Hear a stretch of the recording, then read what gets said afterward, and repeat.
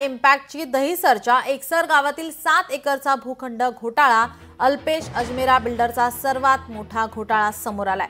प्रस्तावित रुग्णालयाची जागा नफेखोरासाठी लाटलीची चर्चा आहे, मात्र प्रस्तावित रुग्णालयांसाठी कोणतेही पाऊल उचललेलं नाही। लोकशाही मराठीच्या बातमीनंतर हा मुद्दा विधानसभेमध्ये घेण्यात आला होता।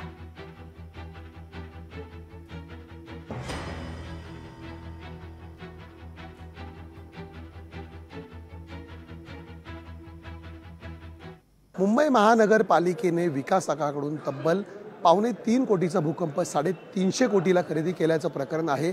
हे धक्कादायक प्रकरण उघडकीस आणलेलं आहे। भाजपचे आमदार मनीषा चौधरी ताई लोकशाहीने सुद्धा ही बातमी लावून धरलेली होती। काल तुम्ही विधिमंडळात सुद्धा हा प्रश्न उपस्थित केलेला आहे। एवढं मोठं प्रकरण असूनही अद्याप या संदर्भात SIT चौकशी असेल त्याचा अहवाल असेल समोर येत नाहीये। नेमकं काय प्रकरण?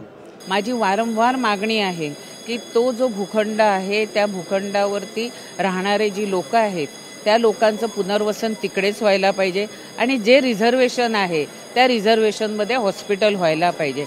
अजमेराने तर उलटी दुसरी मुंबई महापालिकेवरती केस केलंय की मला अजून पैसे पाहिजेत आहेत। तर माझं सरकारला विनंती आहे की ज्या वेळेला मागच्या वेळेला मी लक्षवेधी आणून हा प्रश्न सभागृहामध्ये मांडलेला होता त्यावेळेला मी SITची मागणी केलेली होती। ती SITचा काय रिपोर्ट आला तो सरकारने द्यावा आणि जे लोक ह्याच्यामध्ये सहभागी आहे जे अजमेरा आहे ह्या सर्वांवर जी काही SITच्या रिपोर्टप्रमाणे कारवाई करणं हे गरजेचं आहे आणि ती लवकरात लवकर करावी अशी सुद्धा काल मी ह्याच्यावर मागणी केलेली आहे। आमचे मुख्यमंत्री आणि गृहमंत्री सक्षम आहेत, मुख्यमंत्रींच्या हातातून कोणीही सुटणार नाही।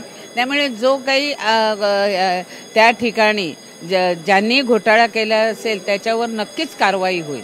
शेकडो कोटी रुपये जे टॅक्सपेयरच्या घामाच्या पैशातून जमा झालेले होते याच्यामध्ये हा मोठा घोटाळा झाल्याचा आरोप आहे। हे पैसे पुन्हा वसूल केले जातील का?